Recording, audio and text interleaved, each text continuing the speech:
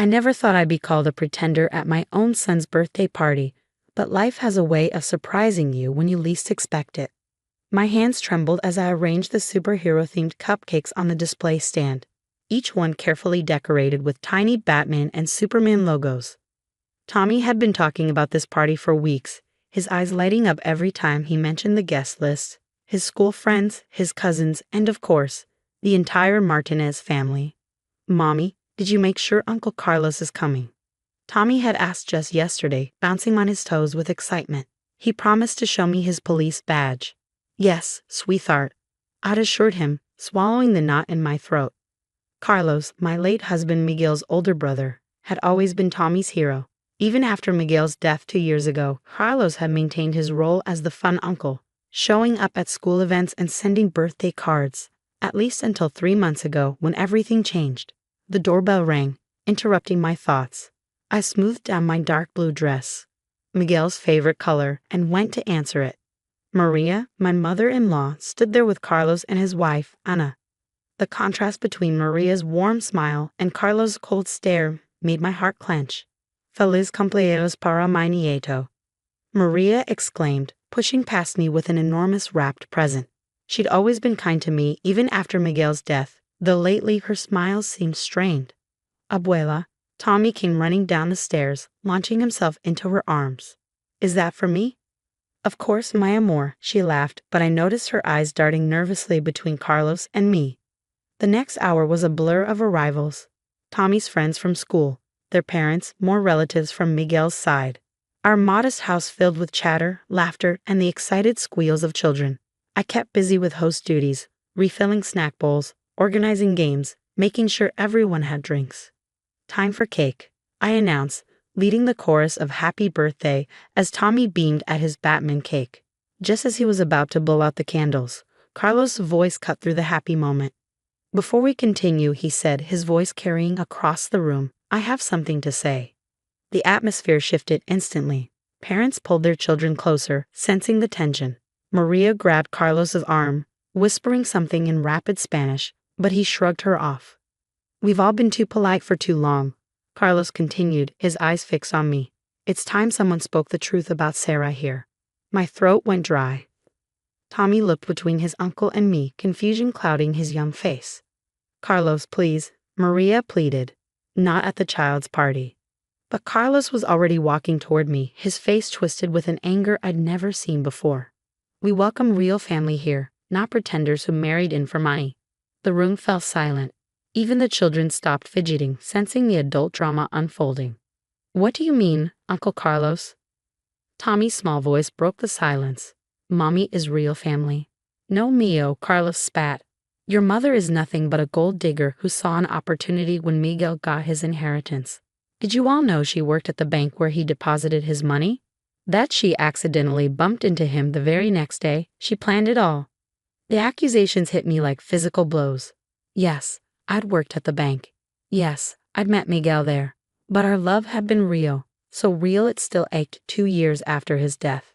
"That's not true," I whispered, but Carlos wasn't finished. "And now," he continued, his voice rising, "she's living in our family home, spending our family money, pretending she belongs here. But we know the truth, don't we, Sarah? We found the emails." My heart stopped. "What emails?" "The ones you've been sending to your sister," he sneered. "About selling the house. Our grandparents' house. The one Miguel promised would stay in the family." Tears burned in my eyes as I looked around the room. The other parents were gathering their children, making quiet excuses to leave. Maria stood frozen, tears streaming down her face. And Tommy, my sweet, sensitive boy, looked absolutely devastated. "Tommy, baby," I reached for him, but Carlos stepped between us. "Don't touch him. We'll be filing for custody next week. A real Martinez should raise him." That was the breaking point. I grabbed my car keys and my son's hand, struggling to keep my voice steady. "Party's over, everyone. Thank you for coming." As we walked out, leaving behind the untouched cake and pile of presents, I heard Carlos's final shot. "Running away proves your guilt." I buckled Tommy into his car seat, my hands shaking so badly I could barely manage the straps. He was unusually quiet, his earlier excitement completely erased. "Mommy?" he finally asked as we pulled out of the driveway. Why is Uncle Carlos so mad at you? Sometimes, baby, I manage through my tears. Grown-ups get confused about things. But I promise you, everything I've ever done was for love. Love for your father and love for you. As I drove away from our ruined party, my mind raced. The emails Carlos mentioned, they had to be the ones about possibly selling the house to pay for Tommy's medical school fund, something Miguel and I had discussed before his death. But how did Carlos get access to them, and why now, 2 years later? There was only one place that might hold answers: Miguel's home office. I'd left it untouched since his death, preserving it like a shrine. But now, with Carlos's threats hanging over us, it was time to break that seal and face whatever secrets lay within. After dropping Tommy off at my best friend Lisa's house, just for a few hours, I'd promised him, I returned home to face Miguel's office. The room still smelled faintly of his cologne and leather-bound books, exactly as he'd left it that rainy Thursday morning 2 years ago. I stood in the doorway, memories washing over me. Miguel sitting at his desk, reading bedtime stories to Tommy. The way he'd spin in his chair to pull me onto his lap whenever I brought him coffee. The proud smile on his face when he told me about his grandparents' legacy. "Mi amor," he'd said, showing me old photos of the house. "My grandparents built this place with their own hands. Every brick, every tile has a story." His eyes had sparkled. Now it's our story to continue.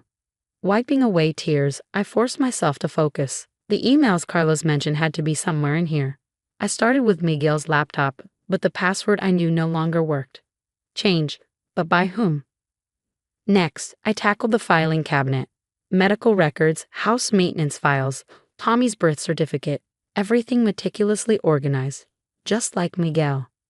In the bottom drawer, I found a stack of letters tied with a faded red ribbon. My hands trembled as I recognized his grandmother's handwriting. "Mi querido Miguel," the top letter began. I'd never seen these before. "Dearest Miguel, when you read this, I will be gone. The house belongs to you now, but remember, it was never about the building. It was about the love we built inside it. Your abuelo and I started with nothing but dreams and determination. Like your Sarah. Yes, my amor, I've seen how some in the family look at her because she came from humble beginnings. They whisper that she's not good enough, just like they whispered about me 60 years ago. But I see in her eyes the same fire I had. The desire to build something beautiful, to create a home filled with love. Trust your heart, Miguel. You chose well. Con todo mi amor. Abuela Rosa." My vision blurred with tears. Abuela Rosa had passed away just months before Miguel's accident. She'd always been kind to me, but I'd never known she'd written this. Deeper in the drawer, behind the letters, my fingers touched something cold, a small silver key I'd never seen before, taped to an envelope with my name on it. Miguel's handwriting. "For Sarah, open only if needed." Inside was a single page, dated just 1 week before his death. "Mi amor, if you're reading this, something has happened to me, and Carlos has finally shown his true colors.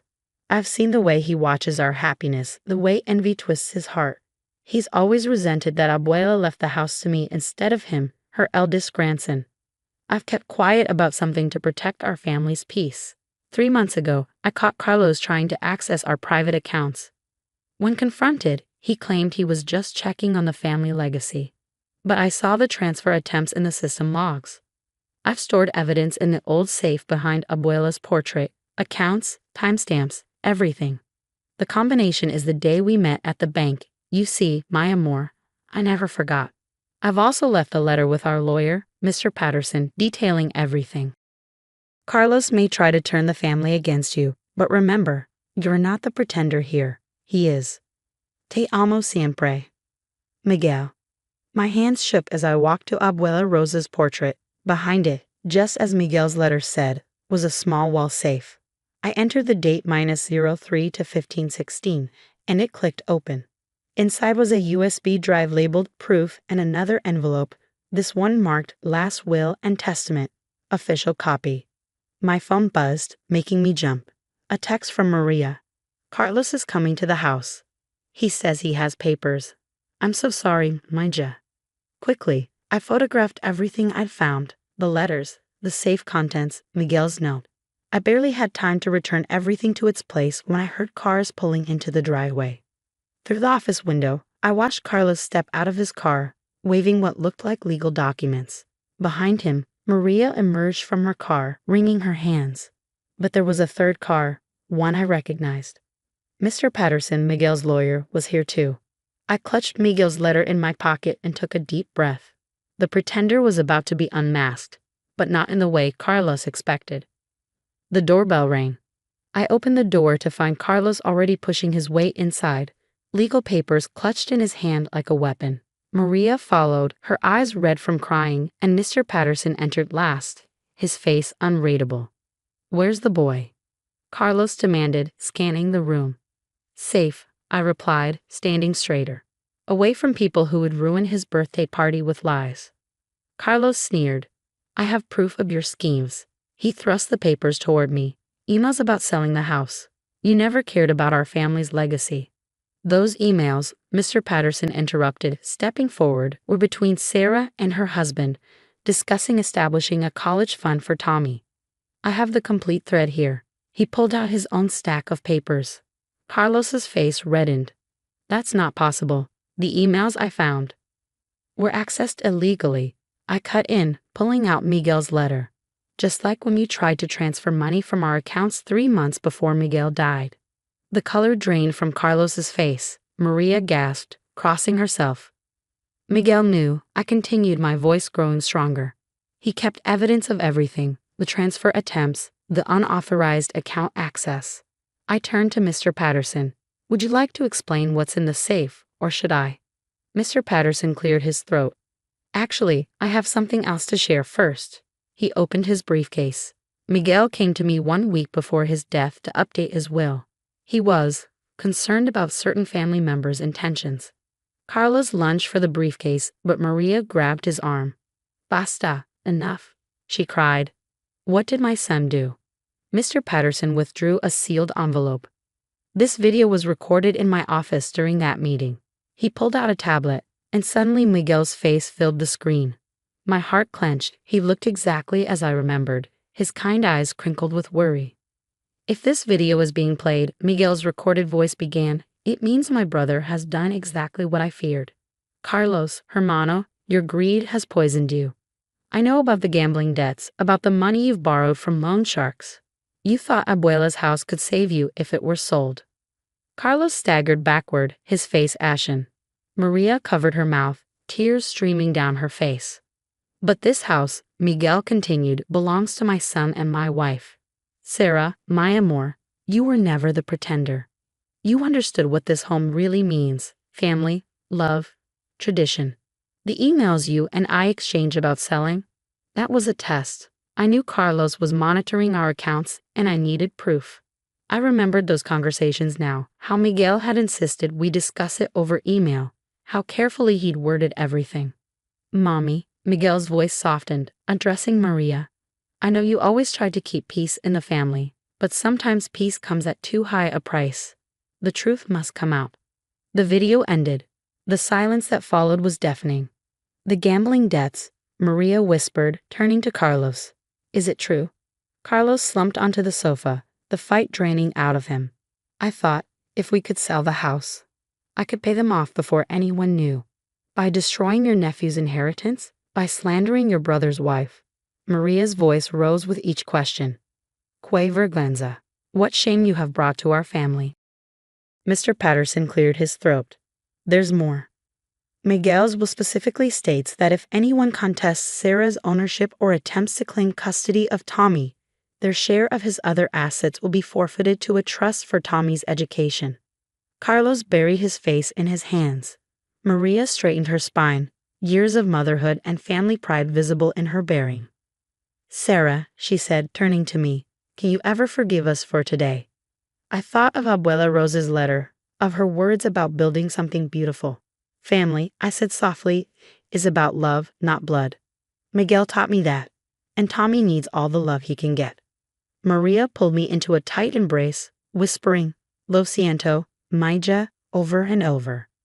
Later that evening, after everyone had left, Carlos to face his demons, Maria to make dozens of apology calls to the party guests, Mr. Patterson to file the necessary paperwork, I picked up Tommy from Lisa's house. Is everything okay now, Mommy? He asked as we drove home. Yes, my amor, I answered, using Miguel's endearment. Everything is exactly as Daddy wanted it to be. At home, I found Maria had returned.